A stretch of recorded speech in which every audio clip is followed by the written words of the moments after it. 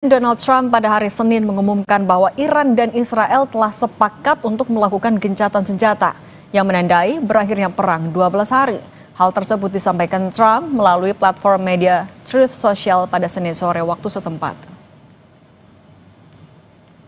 Presiden Trump menyampaikan ucapan selamat kepada kedua negara dan mengumumkan gencatan senjata akan dimulai dalam waktu kurang lebih 6 jam.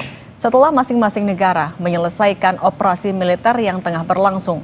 Gencatan senjata tahap awal akan berlaku selama 12 jam, di mana kedua belah pihak diharapkan dapat saling menghormati. Trump menyebut Iran akan jadi pihak pertama yang memulai gencatan senjata, yang kemudian akan diikuti Israel selama 12 jam berikutnya. Proses ini akan diakhiri dengan deklarasi resmi berakhirnya konflik bersenjata dalam kurun waktu 24 jam sejak dimulainya gencatan senjata.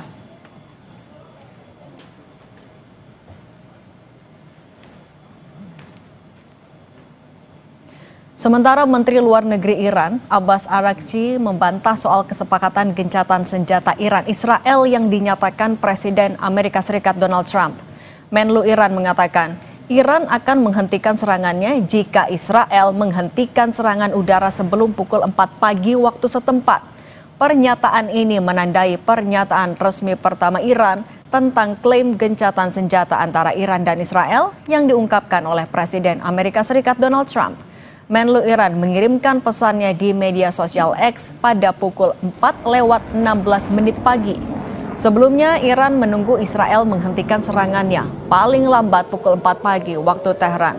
Namun Israel justru meningkatkan serangannya tepat sebelum gencatan senjata mulai berlaku.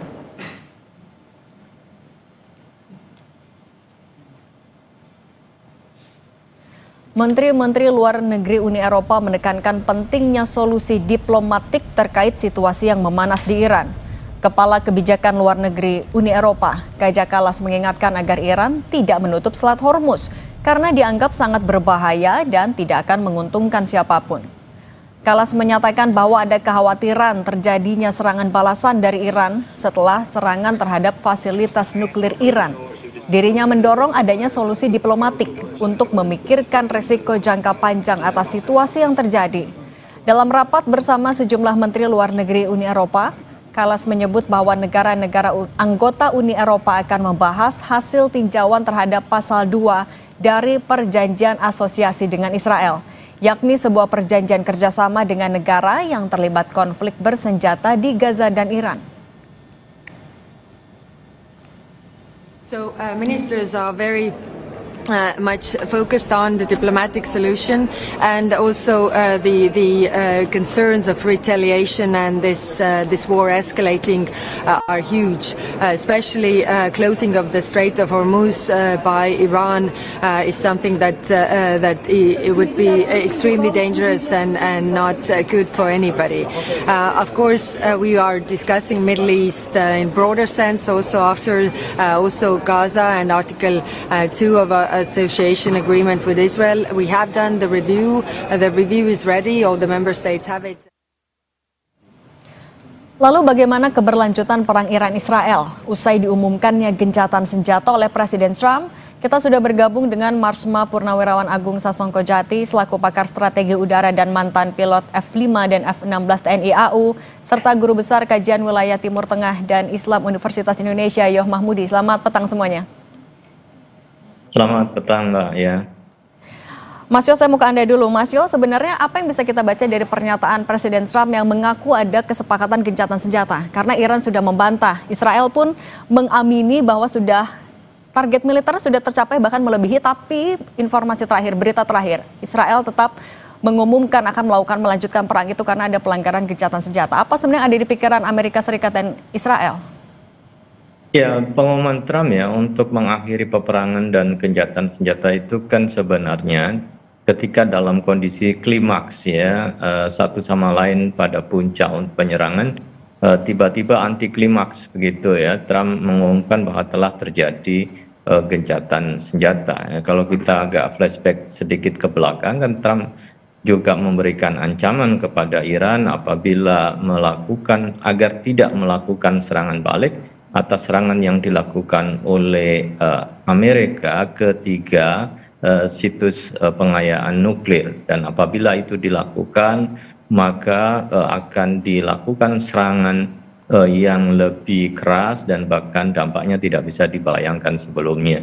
Tapi kemudian yang terjadi adalah sebaliknya ya, ketika Iran kemudian melakukan serangan atas pangkalan militer yang ada di Qatar, tidak lama setelah itu justru Trump mengumumkan adanya upaya gencatan senjata yang sudah disepakati ya oleh kedua belah pihak antara Israel dan Iran.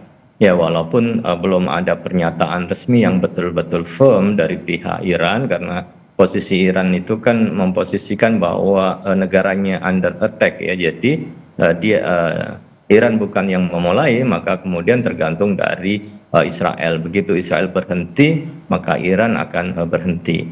Tapi kalau kemudian ternyata Israel masih terus melakukan serangan, walaupun di akhir masa kesepakatan untuk melakukan gencatan, ini juga akan berpotensi ya bagi Iran untuk melakukan serangan kembali. Tapi secara umum memang sudah ada kesepakatan untuk mengakhiri perang ini ya di antara kedua belah pihak, walaupun posisinya masih shaky ya, masih agak dinamis dan sewaktu-waktu bisa berubah. Namun sudah mulai ada jaminan ya dari mediator yang ada, termasuk dari Qatar yang sudah berkomunikasi dengan Iran, dan juga Donald Trump yang sudah memberikan tekanan cukup keras ya kepada Israel agar kemudian melakukan penghentian serangan dan melakukan gencatan senjata, begitu.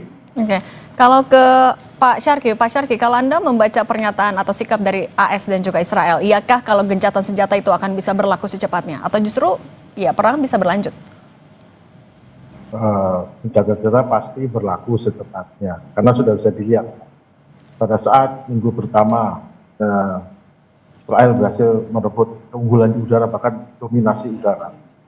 Tapi pada minggu kedua, pada 4 hari pertama dan 4 hari berikutnya, Iran meskipun dia sudah lumpuh ataupun memang sengaja tidak naik saat-saatnya, namun sudah berhasil membuktikan bahwa serangan rudalnya tidak bisa dihentikan dan tetap bisa kualitas dan kuantitasnya, dan bahkan makin lama kualitas rudalnya makin ampuh, bisa menerobos, dan terakhir dengan rudal Kyber yang multi warhead, di mana satu rudal bisa nanti pada saat apexnya jatuh dan berubah jadi 4 atau 5 mata rudal yang lebih kecil-kecil, itu membuat kesulitan bagi Israel. Dan Israel juga tahu betul bahwa dengan satu pesawat tempur kelas F-35, F-16 tidak mungkin membawa rudal Bunkers Buster yang beratnya hampir 14 ton, itu tidak mungkin. Itu hanya bisa dilaksanakan oleh Amerika. Dan Amerika juga tahu bahwa drama antara perang antara Iran dan Israel ini akan terus-terusan seperti ini dan berlangsung lama. Itu dari laporan intelijennya, Trump sudah bilang, ini mereka berhentinya kalau senjatanya habis. Itu sudah benar. Nah, untuk solusinya adalah Iran sudah mengatakan, kalau Israel berhenti menyerang, saya juga berhenti menyerang. Tapi Israel juga, gimana dia mau berhenti menyerang saat rudal Iran jalan terus, harus ada statement yang jelas.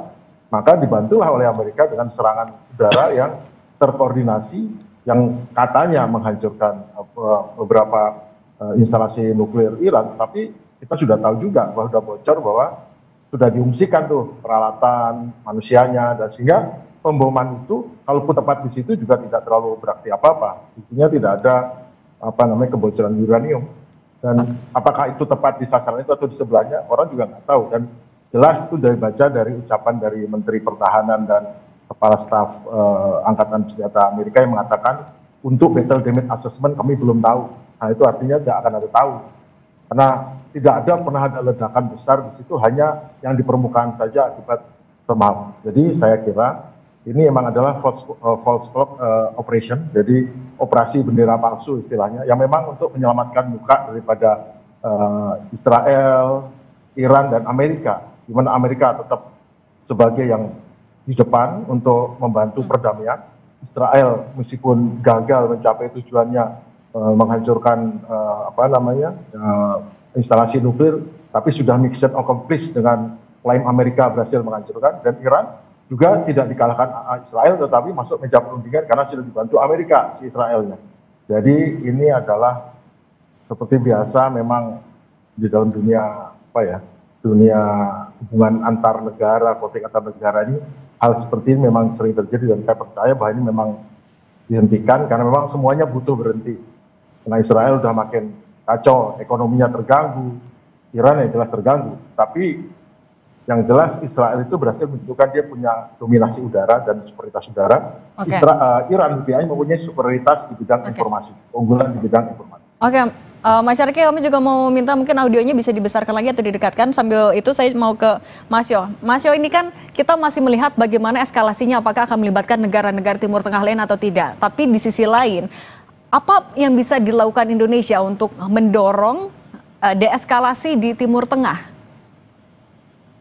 Ya, sebenarnya kan poin menuju deeskalasi sudah terjadi ya, sebagaimana statement dari Donald Trump. Dan Donald Trump juga mengucapkan terima kasih. Jarang pemimpin Amerika kemudian mengatakan God bless Iran begitu ya, karena kan statement awal itu sangat keras, bahkan hampir sama ya soundingnya dengan apa yang dilakukan oleh Israel, bahwa Ayatullah Khomeini itu harus turun karena rejim ini yang menjadi persoalan. Tetapi kan akhirnya mendapatkan sebuah solusi ya yang dianggap mungkin lebih dekat ke win-win solution ya di antara tiga negara yang sedang berkonflik ya, Amerika yang Donald Trump yang pada sisi kita lihat memang mendapatkan publik ya di negaranya, tetapi justru dengan mengumumkan perdamaian dan gencatan senjata seakan-akan mendapatkan kredit memang sebagai ya tokoh yang kemudian pro terhadap perdamaian dan tidak melanjutkan peperangan. Nah, Indonesia saya kira ya tinggal melanjutkan komunikasi selama ini yang sudah dilakukan ya terhadap negara besar ya, bisa berkomunikasi dengan Qatar, kemudian juga dengan Iran, juga punya hubungan dengan Amerika. Yang jelas adalah komitmen untuk menjaga perdamaian dan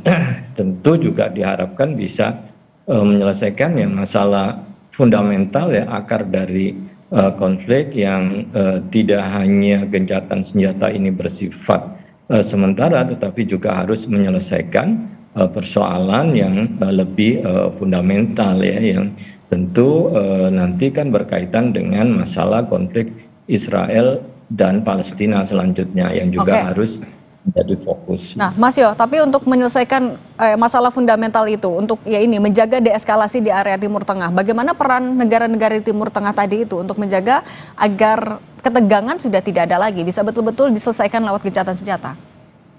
Dan di balik itu kan sebenarnya ini menunjukkan kekuatan diplomasi ya yang dilakukan, termasuk dilakukan oleh Qatar. Dan biar bagaimanapun diplomasi itu kan membutuhkan pembiayaan yang sangat tinggi ya.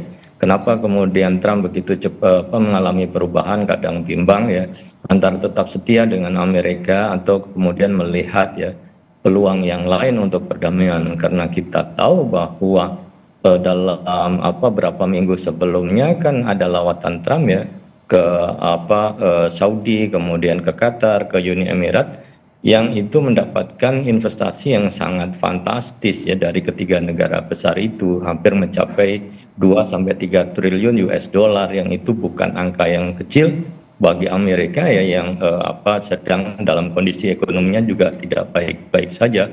Dari Qatar kan hampir dapat 1,7 triliun US, termasuk juga rencana untuk digantikan pesawat kepresidenan dari Amerika yang itu disumbang oleh Qatar, kemudian juga demikian. Jadi tawaran perang pasti akan ditimbang ya, apakah mau berperang atau mengambil keuntungan dari investasi itu.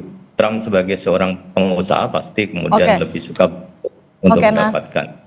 Nah soal itu juga, kalau Mas Syarki, kalau Anda membacanya, sebenarnya bagaimana sikap Amerika Serikat setelah mengumumkan adanya gencatan senjata, tapi ketegangan dari Israel itu masih diumumkan, begitu juga dengan militer Amerika Serikat yang masih berada di sekitaran wilayah Iran. Bagaimana Anda membaca sikap AS ini? Ya, Amerika memiliki pasukan yang digelar di sekeliling wilayah Iran itu ya sebetulnya itu untuk memang menampilkan sebagai kekuatan dominan sebagai polisi dunia. Namun dari apa yang kita lihat, bahwa Amerika tetap menginginkan peran utama di Timur Tengah dan tidak menginginkan konflik ini berlanjut. sudah cukup Israel membuat masalah dengan Gaza yang belum selesai, nggak tahu bagaimana menyelesaikan atau caranya. Dan ingat, mereka itu memisahkan antara Palestina dengan Israel dan Israel dengan Iran. Jadi dia tidak mau bahwa Iran itu pembenarannya karena bela Palestina, itu tidak bisa. Houthi bela Palestina tidak bisa. Urusan Israel dengan Iran itu urusan bentrok tersendiri, antara Israel dengan Palestina itu bentrok tersendiri. Jadi tidak, kalau kita kan logikanya, kita semua berjuang membela Palestina. Tetapi di mata mereka, dan itu jangan merugikan kalau mereka berpikir ini membela itu. Jadi khusus untuk Palestina urusannya sendiri, urusan Iran urusan sendiri. Okay. Jadi nggak ada kaitan antara membela asasi manusia tadi. Itu memang pakemnya Amerika di situ. Cuman memang harus kita perhatikan bahwa kepentingan Amerika yang utama dalam keputusan ini agar Amerika tetap menjadi leading atau pemimpin dalam politik di geopolitik di Timur Tengah. Oke, Mas Syarki, Iran kan berkali-kali menegaskan kalau akan melakukan serangan balasan bagi siapapun yang juga melakukan serangan. Dengan kita tahu fakta bahwa pangkalan militer Amerika Serikat di Timur Tengah itu tersebar di 8 negara. Apabila eskalasi ini berlanjut, haruskah diwaspadai akhirnya perang antara Iran dan Israel bisa melibatkan 8 negara ini? Untuk apa Iran menyerang? Untungnya apa? Kan sudah dikalkulasi. Jadi kan semua keuntungan itu kan bukan secara real berperangnya, tetapi bagaimana nama yang diperoleh, sambutan masyarakat, perhatian dunia, dan keuntungan apa.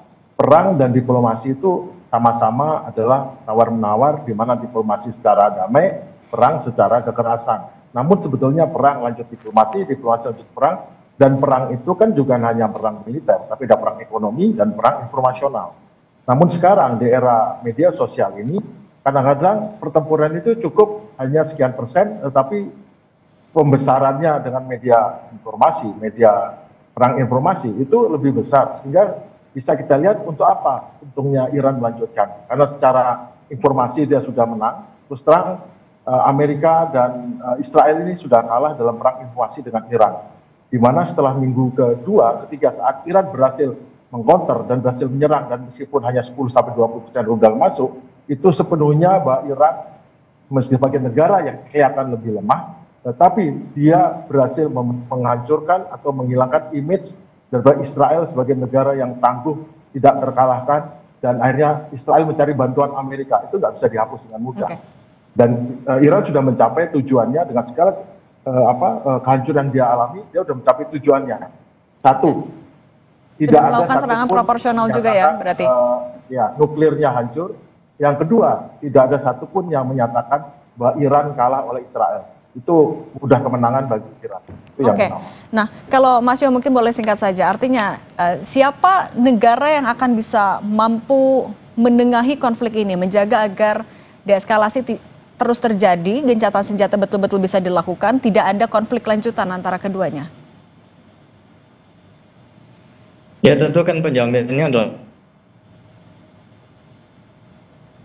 Mas Yo, bisa dengar suara studio?